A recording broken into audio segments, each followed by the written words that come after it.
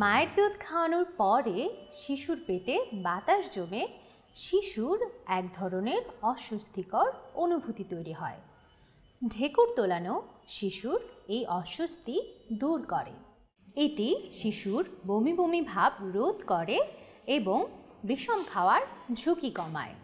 আবার এটি শিশুকে ভালোভাবে দুধ খেতে ও ঘুমাতে সাহায্য করে।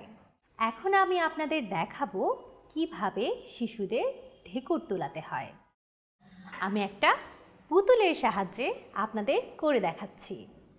প্রথমে একটি আরামদায়ক জায়গায় বসুন। আপনার কাঁধের উপর একটি তোয়ালে বা পরিষ্কার কাপড় দিয়ে ঢেকে দিন, যাতে শিশুর ঢেকুর তোলার সময় আপনার পরনের কাপড় না নষ্ট হয়। শিশুকে আপনার কাঁধের উপর ধরুন। শিশুর মাথাটা বাইরের দিকে ঘুরিয়ে দিন, যাতে শিশু ঠিকমতো শ্বাস নিতে পারে। আপনার হাতের তালুকে থাবার মতো করে শিশুর পিঠে আলতোভাবে চাপড়াতে থাকুন অথবা পিঠ ঘষতে থাকুন। যতক্ষণ শিশু ঢেকুর না তুলে ততক্ষণ বা 10 থেকে 15 মিনিটের জন্য এইভাবে করতে থাকুন। শিশু ঢেকুর তুললে আপনি মুখ দিয়ে গ্যাস বের হয়ে যাওয়ার শব্দ শুনতে পাবেন। এটা ভালো লক্ষণ। মনে রাখবেন, খাওয়ানোর সাথে সাথেই শিশুকে শুইয়ে দিবেন না।